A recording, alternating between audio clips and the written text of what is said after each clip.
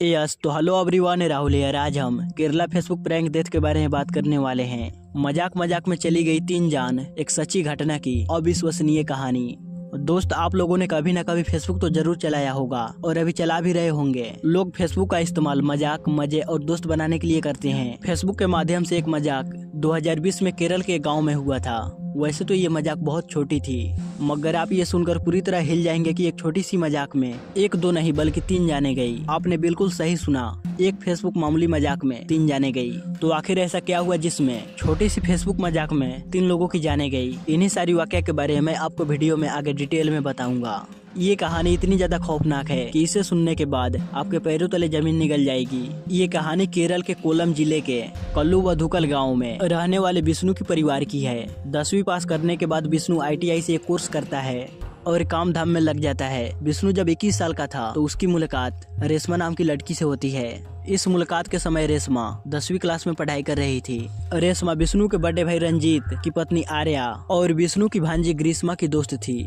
ये तीनों हम उम्र की ही थी और एक ही स्कूल में पढ़ाई की थी। अब रेशमा की दोस्ती विष्णु की भाभी और विष्णु की भांजी से थी। इस वजह से रेशमा अपने दोस्तों से मिलने के लिए इनके घर आया करती थी।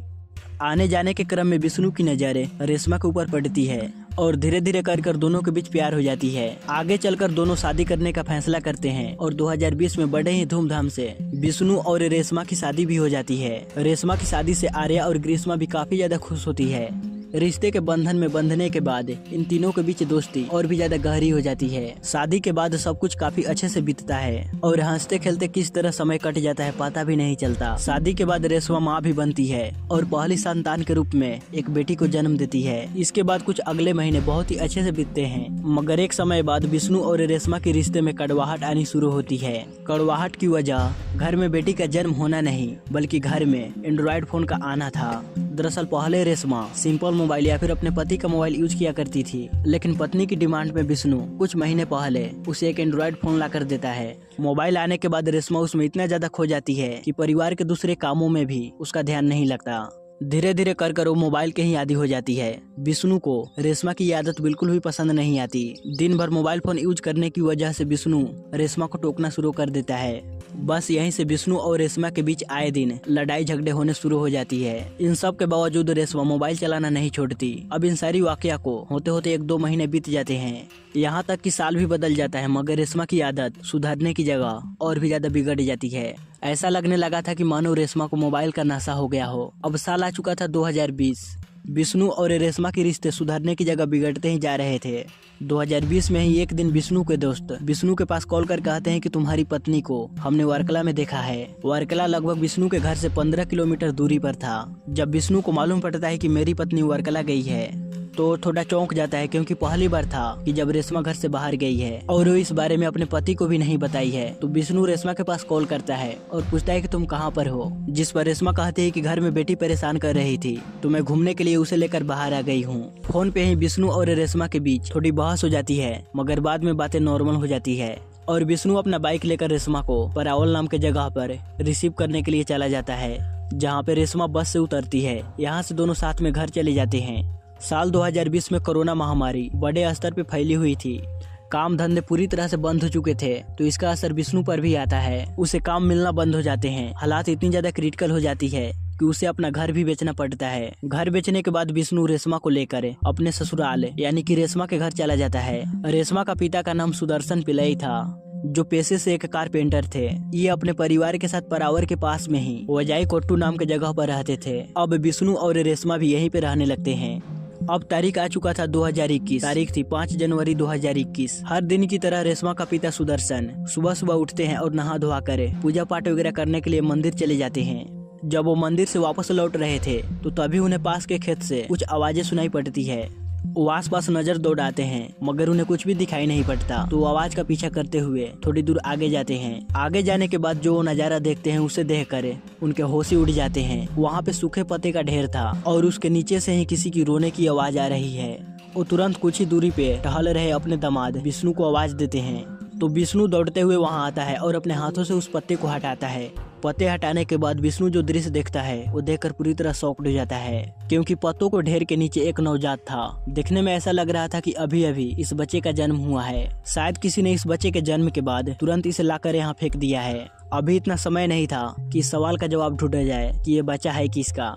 विष्णु उस बच्चे को बड़े ही सावधानी से उठाता है और भागते हुए अपने घर की तरफ आता है। मिली नवजात एक लड़की थी और उसकी हालत काफी ज्यादा क्रिटिकल थी, यहाँ तक कि उस बच्ची का गर्भनाल भी अभी तक नहीं काटा गया था। सुदर्शन पिल्लई अपने हाथों से उस बच्ची का गर्भनाल काटते हैं और उसे कपड़े में लपेट कर उसकी हालत काफी ज्यादा खराब थी तो विष्णु वहीं पास ही के तिरुवनंतपुरम हॉस्पिटल में लेकर जाते हैं। बच्ची को हॉस्पिटल में भर्ती करवाने के बाद विष्णु इस बात की खबर पुलिस को भी दे देता है। नवजात दिखने में काफी ज्यादा कमजोर लग रही थी और उसका वजन भी काफी कम था। ऊपर से लावारिस हालत में पड़े होने की वजह से उसकी हालात और भी ज्यादा बिगड़ गई थी।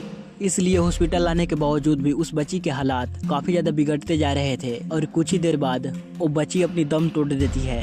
बच्ची की मौत के बाद पुलिस इस सवाल का जवाब ढूंढने में लग जाती है कि नवजात बच्ची के साथ आखिर ऐसा किया किसने। पुलिस को शक था कि घर में बेटी की जन्म लेने की वजह से किसी ने लावारिस हालत में फेंक दिया होगा। ये भी शंका जताया जाता है कि किसी ने अपने नाजायज रिश्ते को छुपाने के लिए उस बच्ची को उस हालत में फेंक दिया। इसलिए अब पुलिस एक कातिल की तलाश में लग जाती है। अब इधर विष्णु और उसका ससुर सुदर्शन लावारिस हालत में पड़ी एक बच्ची को उठाकर न सिर्फ उसका अच्छे से ख्याल रखा था बल्कि कैसे भी कर उसे जल्दबाजी में हॉस्पिटल पहुंचाया और एक जिम्मेदार नागरिक की फर्ज निभाई। इसलिए स्थानीय लोग इनकी खूब तारीफ करते हैं। वहां पत्रकार भी चले आते हैं और इनसे बातचीत भी करते हैं। रेशमा भी वहाँ पत्रकार को बताती है कि हाँ, मेरे परिवार के लोग ही उस नवजात बच्ची को हॉस्पिटल पहुँचाए थे। अब बच्ची इस दुनिया से जा चुकी थी तो पुलिस पूरा फोकस इस बच्ची की कातिल को ढूंढने में लगाती है, मगर कई दिन बीत जाने के बाद भी कोई भी क्लू नहीं मिलता है। पुलिस आसपास के लोगों से पूछताछ करती है कि आप लोगों ने गांव के अंदर किसी बाहरी आदमी को देखा, तो कोई भी शख्स गांव के अंदर बाहरी आदमी की आने की पुष्टि नहीं करता है। अब पुलिस इस बात की पुष्टि में लग जाती है कहीं ऐसा तो नहीं कि गाँव के ही किसी शख्स ने इस बच्ची को फेंका हो, लेकिन पुलिस को यहाँ भी सफलता नहीं मिलती है। जब पुलिस की सारी जांचें फेल हो जाती है तो आखिर में पुलिस बच्चे का डीएनए जांच करवाती है। वो बच्ची किसकी हो सकती है, इस बात का पता लगाने के लिए सभी कागजी कार्रवाई पूरी की जाती है। मेडिकल टीम गांव में रहने वाले नौजवान लड़के लड़कियों का डीएनए सैंपल कलेक्ट करती है। आसपास के लोगों के साथ इस बच्ची को हॉस्पिटल पहुँचाने वाले शख्स विष्णु और रेशमा का भी डीएनए सैंपल लिया जाता है। अगर ये पता लग जाए कि वो बच्ची किसकी थी तो ये पता लगाना आसान हो जाएगा कि उस बच्ची का कातिल कौन है। डीएनए सैंपल लेने के बाद मामला थोड़ा ठंडा हो जाता है, क्योंकि डीएनए रिजल्ट आने में सरकारी विभाग में काफी टाइम लगता है। इसलिए पुलिस अगला कदम उठाने से पहले डीएनए रिजल्ट का इंतजार करते हैं। इधर रेशमा और विष्णु के बीच फोन को लेकर लड़ाइयाँ अभी भी जारी ही थी। यहाँ तक कि बीते कुछ दिनों में कड़वाहट इतनी ज्यादा बढ़ जाती है कि विष्णु रेशमा का फोन को तोड़ ही देता है। विष्णु की जॉब जा चुकी थी और उसके पास कोई काम भी नहीं था, इसलिए वो बहुत जल्द विदेश जाने की सोच में होता है और उसे मौका भी मिल जाता है। फरवरी महीने में काम करने के लिए वो अबू धाबी चला जाता है। हालांकि वो जाने से पहले अपनी पत्नी को एक नया फोन भी दिला दिया था। अब 2021 का जून का महीना आ चुका था। लावारिस हालत में मिले बच्ची का माता पिता का पता लगाने के लिए कलेक्ट किए गए डीएनए सैंपल को जांच में भेजने के बाद और 5 महीने के बाद पुलिस को इस केस में बहुत बड़ी लीड मिलती है। जांच में मालूम पड़ता है कि जो डीएनए सैंपल भेजा गया है वो गांव के एक कपल के डीएनए से मैच कर रहा है। बच्ची का डीएनए सैंपल जिस शख्स से मिलता है वो हमारी कल्पना से भी परे होता है। उस बच्ची का डीएनए सैंपल रेशमा और विष्णु से मिलता है। पुलिस की एक टीम भागते हुए तुरंत सुदर्शन पिल्लई के घर जाती है। पुलिस जाकर उसके परिवार वालों को बताते हैं कि बच्ची का डीएनए सैंपल आपकी बेटी और आपके दामाद से मैच हो रहा है। मेडिकल रिपोर्ट के मुताबिक उस बच्ची का माँ रेशमा है। ये सुनकर तो गांव वाले को होश ही उड़ जाते हैं। इस पे कुछ लोग हंसने भी लगते हैं, कहते हैं कि रेशमा हमारे घर पे कुछ महीनों से रह रही है। अगर इस दौरान वो प्रेग्नेंट होती तो घर के परिवार वालों को कैसे नहीं मालूम पड़ता। अगर वो बच्चा उसके पास होता भी तो उसे बाहर फेंकने की क्या जरूरत थी। रेशमा की माँ भी इस बात की पुष्टि करती है कि रेशमा की 3 साल की बेटी भी है। उसके बाद से मैंने कभी भी रेशमा को प्रेग्नेंट नहीं देखा। पुलिस वालों को ये भी याद दिलाया जाता है कि जिस दिन बच्ची लावारिस हालत में मिली थी उस दिन आप लोगों ने भी रेशमा को देखा था। रेशमा ने कुछ स्थानीय पत्रकारों से बच्ची के मिलने के बारे में बात भी की थी। रेशमा के परिवार वाले सब कहीं से भी झूठ नहीं बोल रहे थे, मगर दूसरी तरफ डीएनए रिपोर्ट ये चीख चीख कर कह रही थी कि उस बच्ची की बायोलॉजिकल माँ रेशमा ही है। अब सभी तथ्य सामने आने के बाद पुलिस वालों को लगता है कि जाँच में कोई गलती हुई होगी, इसलिए फिर से जाँच कराई जाती है, मगर दोबारा भी वही रिजल्ट आता है। अब पुलिस को लगने लगता है कि कुछ तो दाल में काला है, तो 22 जुलाई 2021 को पुलिस सीधा रेशमा को अरेस्ट कर उसे पूछताछ करनी शुरू करती है। अब पुलिस की पूछताछ में जो खुलासा होता है वो हमारे सोच से भी परे होता है। पुलिस जब पूरी सख्ती से पूछताछ करती है तो रेशमा ये स्वीकार करती है कि 5 जनवरी 2021 को उस बच्ची को मैंने ही जन्म दिया था और सबकी नजरों से बच बचाकर पास ही के खेत में जाकर उस बच्ची को पत्ते के नीचे छुपा दिया। अब पुलिस ये जानने की कोशिश करती है कि आखिर रेशमा ने ऐसा क्यों किया। तो रेशमा जो खुलासा करती है वो बहुत ही चौंकाने वाला था। रेशमा कहती है कि हाथ में एंड्रॉइड फोन आने के बाद मैंने अपना एक फेसबुक अकाउंट बनाया। यही 1.5 साल पहले फेसबुक पे आनंदू नाम के लड़के से दोस्ती हुई थी। धीरे धीरे कर रेशमा और आनंदू के बीच काफी सारी बातें होने लगी। रेशमा जो हमेशा फोन से चिपकी रहती थी उसका रीजन ये था कि वो दिन भर फेसबुक के जरिए अपने बॉयफ्रेंड आनंदू से बात किया करती थी। हालांकि इस बात की खबर विष्णु को कभी भी नहीं लग पाई कि मेरी पत्नी फेसबुक पे किसी लड़के से बात करती है। बातचीत के दौरान ही वो फेसबुक वाला दोस्त कहता है कि रेशमा मैं तुमसे बहुत ही ज्यादा प्यार करता हूँ। तो रेशमा भी कहती है कि मैं भी आपसे बहुत ही ज्यादा प्यार करती हूँ और मैं तुमसे शादी करना चाहता हूँ। जब दोनों एक दूसरे से हद से भी ज्यादा प्यार करने लगते हैं तो एक दिन रेशमा बताती है कि मैं एक शादीशुदा हूँ। तो उसका फेसबुक वाला बॉयफ्रेंड कहता है कि मुझे कोई दिक्कत नहीं, अगर तुम चाहो तो मैं फिर भी तुमसे शादी करने के लिए तैयार हूँ। अब शादी की बात होने के बाद रेशमा एक बार अपने बॉयफ्रेंड से मिलना चाहती थी तो उसका बॉयफ्रेंड भी उससे मिलने के लिए तैयार हो जाता है। मिलने की जगह तय करने के बाद रेशमा एक दिन अपनी बेटी को घुमाने के बहाने वो अपने बॉयफ्रेंड से मिलने जाती है, मगर उस दिन उसका बॉयफ्रेंड आनंदू वहाँ नहीं आता। पूछताछ के दौरान रेशमा आगे बताती है कि मैंने एक दिन आनंदू को कहा कि मैं प्रेग्नेंट हूँ। इस पर आनंदू कहता है कि मैं तुम्हें शादीशुदा तो स्वीकार कर सकता हूँ मगर एक बच्चे के साथ नहीं स्वीकार कर सकता, इसलिए उस बच्चे के जन्म होते ही तुम उसे खत्म कर देना और फिर हम दोनों शादी कर लेंगे। इसलिए जैसे ही उस बच्ची का जन्म होता है तो रेशमा उसे मरने के लिए खेतों में फेंक देती है। इस बात से अनजान विष्णु कि वो बच्ची मेरी ही है वो खेत से उठाता है और हॉस्पिटल पहुंचाता है।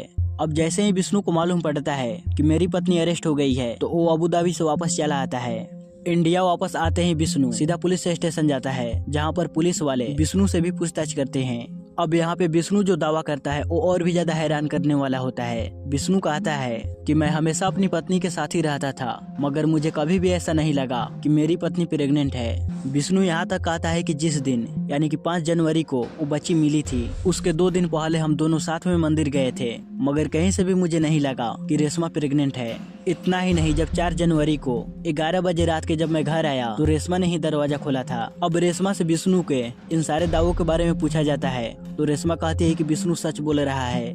रेशमा कहती है कि मैंने कभी भी प्रेग्नेंट होने की बात विष्णु से नहीं की, इस बात को मैं छुपाई रखी कि जैसे इस बच्चे का जन्म होगा तो मैं उसे खत्म कर दूंगी और फिर मैं आनंदू के साथ दूसरी शादी कर लूंगी। रेशमा आगे बताती है कि बच्ची के जन्म होने के बाद मैंने बच्ची को तो छोड़ दिया मगर आनंदू से मेरी बहुत ही कम बात हुई है। वो बताती है कि हम दोनों मिलने का कई बार प्लान बनाए मगर अंतिम क्षण में आकर वो प्लान फेल हो जाता है। अब ये बात कंफर्म होने के बाद कि वो बच्चा रेशमा का ही था तो रेशमा प्रेग्नेंट होने के बाद परिवार में यहाँ तक कि उसके पति को कैसे नहीं मालूम पड़ा कि रेशमा प्रेग्नेंट है। तो इस सवाल का जवाब मैं आपको आगे इस वीडियो में बताऊंगा। मैं आपको इस कहानी में आए सबसे बड़े ट्विस्ट के बारे में बताता हूँ। डीएनए जांच और रेशमा के बयान से ये साबित हो गया था कि वो बच्चा रेशमा और विष्णु का ही था। उस बच्चे को मरने के लिए रेशमा ने ही छोड़ा था, इसमें विष्णु का कोई हाथ नहीं था, बल्कि ये सारी वाकया रेशमा ने अपने कथित बॉयफ्रेंड आनंदू के कहने पर किया था। यानी कि रेशमा के जुर्म में आनंदू भी बराबर का गुनहगार था। इसलिए पुलिस अब रेशमा के कथित बॉयफ्रेंड आनंदू के बारे में पता लगाने में लग जाती है। अब तक रेशमा ने आनंदू से मैसेज चैट्स के जरिए से ही उससे बातें की थी, किसी ने भी आनंदू को नहीं देखा था। इसलिए पुलिस के पास आनंदू के बारे में ज्यादा जानकारी नहीं थी, सिर्फ फेसबुक ही एक जरिया था आनंदू तक पहुंचने का। इसलिए पुलिस की साइबर सेल आनंदू नाम के फेसबुक अकाउंट के बारे में पता लगाने में लग जाती है मगर कहीं से भी कोई जानकारी हाथ नहीं लगती। आनंदू नाम के सैकड़ों अकाउंट को पूरी तरह खंगाल लिया जाता है मगर रेशमा के बॉयफ्रेंड आनंदू के बारे में कोई भी जानकारी हाथ नहीं लगती। इन्वेस्टिगेशन के दौरान ही पुलिस को ये बातें मालूम पड़ती है कि रेशमा जिस मोबाइल फोन का इस्तेमाल कर रही है वो उसकी जेठानी और स्कूल के दोस्त आर्या के नाम पे है। आर्या के बारे में मैंने आप लोगों को इस वीडियो को शुरुआत में बताया था कि वो विष्णु के बड़े भाई की पत्नी है। जांच पड़ताल के दौरान ये भी मालूम पड़ती है कि एक मोबाइल जिसे रेशमा यूज करती थी वो फोन अब आर्या यूज कर रही है। पुलिस को लगता है कि रेशमा के पुराने फोन से उसके बॉयफ्रेंड आनंदू के बारे में कुछ जानकारी मिल सकती है, इसलिए पुलिस पूछताछ के लिए आर्या के पास नोटिस जारी करती है। मगर ये क्या, 24 जुलाई 2021 को आर्या अचानक से दिन दहाड़े गायब हो जाती है। थोड़ी देर के बाद ये मालूम पड़ता है कि आर्या के साथ ग्रीष्मा भी गायब है।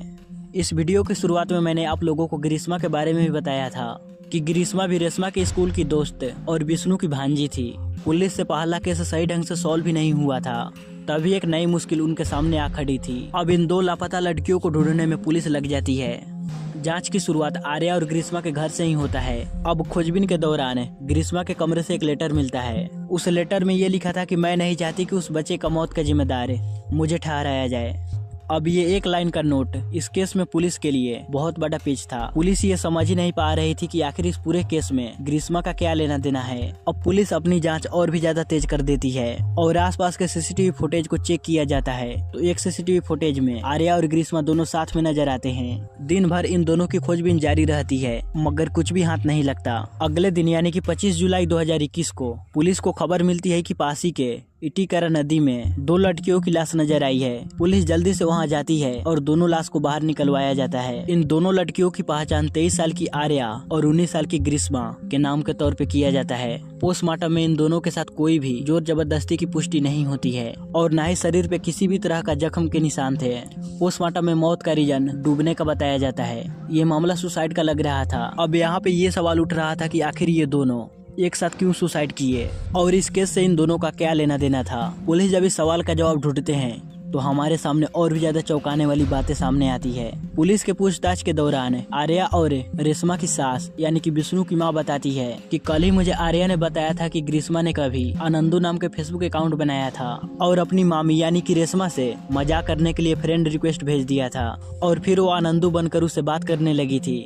कुछ दिनों के बाद ग्रीष्मा इस फर्जी अकाउंट के बारे में अपनी बड़ी मामी आर्या को भी बताती है। तो अब ग्रीष्मा और आर्या दोनों मिलकर रेशमा से मजाक करने के लिए आनंदू बनकर उसे प्यार भरी बातें महीनों तक की। आगे जांच के दौरान पुलिस को मालूम पड़ती है कि ग्रीष्मा की एक बॉयफ्रेंड है और भी सारी जानकारी इकट्ठा करने के लिए पुलिस ग्रीष्मा की बॉयफ्रेंड से पूछताछ करती है। तो वो भी बताता है कि कुछ दिन पहले ग्रीष्मा ने मुझे बताया कि आनंदू नाम के फर्जी फेसबुक अकाउंट बनाकर कई महीनों से रेशमा से बातचीत कर रही है। रेशमा आनंदू के प्यार में पूरी तरह पागल हो चुकी है। आगे जांच में मालूम पड़ता है कि वो ग्रीष्मा ही थी जिससे रेशमा आनंदू समझकर अपने गर्भवती होने की बात उसे बताई। इसी के बाद ग्रीष्मा यानी कि जो आनंदू बनी थी और रेशमा को कहती है कि अगर तुम्हें मुझसे शादी करनी है तो बच्चे को जन्म लेते ही उसे मार दो। इसी के बाद रेशमा बच्चे के जन्म लेते ही उसे मार देती है। कुल मिलाकर रेशमा ये समझ रही थी कि वो आनंदू से बात कर रही है, मगर असल में आनंदू था ही नहीं बल्कि वो उसकी जेठानी आर्या और उसकी भांजी ग्रीष्मा थी। आनंदू तो कल्पना मात्र था। जब रेशमा के गिरफ्तारी के 2 दिन बाद आर्या को भी पूछताछ करने के लिए पुलिस स्टेशन बुलाया जाता है तो आर्या और ग्रीष्मा दोनों बुरी तरह डर जाते हैं और इन्हें लगने लगता है कि उस छोटे से बच्ची का मौत का जिम्मेदार हम दोनों के ऊपर ही आएगा और इन्हें ही सजा मिलेगी क्योंकि यही दोनों आनंदू बनकर रेशमा से उस बच्चे को मारने के लिए कहा था। इसी डर की वजह से दोनों लड़कियां नदी में कूद कर अपनी जान दे देती है। जबकि पुलिस ने रेशमा को पुराने मोबाइल के बारे में पूछताछ करने और उस पुराने मोबाइल फोन को जाँच में शामिल करने के लिए एक नोटिस जारी किया था। चलिए मैं अब उस सवाल का जवाब देता हूँ जिसका जवाब जानने के लिए आपका दिमाग अभी भी घूम रहा होगा। क्या ये संभव है कि एक औरत 9 महीने तक गर्भवती रहे और घर के परिवार के किसी भी सदस्य को मालूम न पड़े और अकेले वो उस बच्ची का जन्म भी दे दे? दरअसल पुलिस के पूछताछ के दौरान रेशमा की माँ और उसका पति बताता है कि पिछले कुछ महीनों से रेशमा बहुत ही ढीले ढाले कपड़े पहनती थी। ऐसा रेशमा अपनी प्रेगनेंसी को छुपाने के लिए करती थी। इसके अलावा रेशमा से डमी टकिंग बेल्ट भी बरामद हुआ है। अक्सर वो ये बेल्ट लगा कर रखती थी ताकि उसका उभरा हुआ पेट किसी को दिखाई न दे। इसके अलावा मेडिकल साइंस के द्वारा देखे तो कोई महिला 9 महीने तक प्रेग्नेंट रहे और उसके शरीर में कोई बदलाव ही ना हो। कई बार तो बच्चे के जन्म के कुछ घंटे पहले ही मालूम पड़ता है कि महिला गर्भवती है। इस स्थिति को मेडिकल साइंस में क्रिप्टिक प्रेगनेंसी कहा जाता है। एक्सपर्ट का मानना है कि कहीं न कहीं रेशमा का भी क्रिप्टिक प्रेगनेंसी थी, इसीलिए किसी भी बाहरी व्यक्ति यहाँ तक कि उसके पति को भी नहीं मालूम पड़ा कि रेशमा प्रेग्नेंट है। क्रिप्टिक प्रेगनेंसी में ऐसा भी स्थिति होता है कि कई बार महिला को भी प्रेगनेंसी के बारे में मालूम ही नहीं पड़ता। क्रिप्टिक प्रेगनेंसी बेहद ही दुर्लभ मामले हैं, मगर ये समय समय पर होता रहता है। इसके अलावा कई बार अधिक वजनी और बेहद फिट महिला को प्रेगनेंसी के बारे में मालूम ही नहीं पड़ता। शायद यही सब वजह रही होगी कि लोगों को रेशमा की प्रेगनेंसी के बारे में नहीं मालूम पड़ा। अगर मान लेते हैं कि ये क्रिप्टिक प्रेगनेंसी थी तो डिलीवरी के वक्त उसे दर्द तो हुआ होगा। अकेले डिलीवरी कराना लगभग ये नामुमकिन है। रेशमा ने ये कैसे किया, इसका अस्पष्ट जवाब किसी को मिल ही नहीं पाया। यहाँ हम ये कह सकते हैं कि रेशमा अपने फेसबुक बॉयफ्रेंड आनंदू के प्यार में पूरी तरह पागल थी। उसी पागलपन में अकेले वो बच्चे को जन्म भी दे दिया और अपने ही हाथों उसे मरने के लिए छोड़ भी दिया। या फिर रेशमा ये सब कुछ अदृश्य आनंदू के प्यार में कर दिया। एक सवाल ये भी उठता है कि रेशमा भले ही न जानती थी कि असल में अनंदू है ही नहीं, मगर ग्रीष्मा और आर्या को तो मालूम था कि उसके साथ मजाक हो रहा है। इसके बावजूद दोनों रेशमा के बच्चे के जन्म लेते ही उसे मारने के लिए क्यों कह दिया। दरअसल परिवार के लोगों की तरह ही आर्या और ग्रीष्मा को भी रेशमा की प्रेगनेंसी के बारे में नहीं मालूम पड़ता है। इस कारण आर्या और ग्रीष्मा को लगता है कि रेशमा झूठ बोल रही है, इसलिए दोनों हंसी मजाक करते हुए ये कह देते हैं कि बच्चे के जन्म लेते ही तुम उसे मार देना। रेशमा ने सच में बच्चे के जन्म लेने के बाद उसे मरने के लिए छोड़ दिया था और बच्चे के मौत के बाद पुलिस कातिल की तलाश में थी। रेशमा की गिरफ्तारी और पुलिस की नोटिस जारी के बाद आर्या और ग्रीष्मा को राज खुलने का डर सताने लगता है और दोनों डर के मारे आत्महत्या कर लेते हैं। रेशमा अभी गिरफ्तारी के बाद से ही जेल में बंद है, वहीं अब इसका पूरा परिवार उस मजाक का कीमत चुका रहा है। इस केस को वहाँ का एसीपी निजामुद्दीन खुद ही हैंडल कर रहे थे और उन्हीं का ईमानदार नतीजों का कोशिश रहा कि इस मजाक के खौफनाक से पर्दा उठ पाया और उस नवजात के कातिल माँ का पता चल पाया। गाइज, आप लोगों को इस कहानी से क्या सीख मिलती है कमेंट बॉक्स में जरूर बताइएगा। आपकी नजर में इस केस में सबसे बड़ा दोषी कौन है वो भी कमेंट बॉक्स में जरूर बताइएगा। अगर आपको ये वीडियो पसंद आई हो तो प्लीज आप इस वीडियो को लाइक करें और इसे शेयर जरूर करें ताकि ये कहानी और भी लोगों तक पहुँच पाए, ताकि उन्हें एक सबक मिले और कभी आर्या ग्रीष्मा जैसी गलती न करे।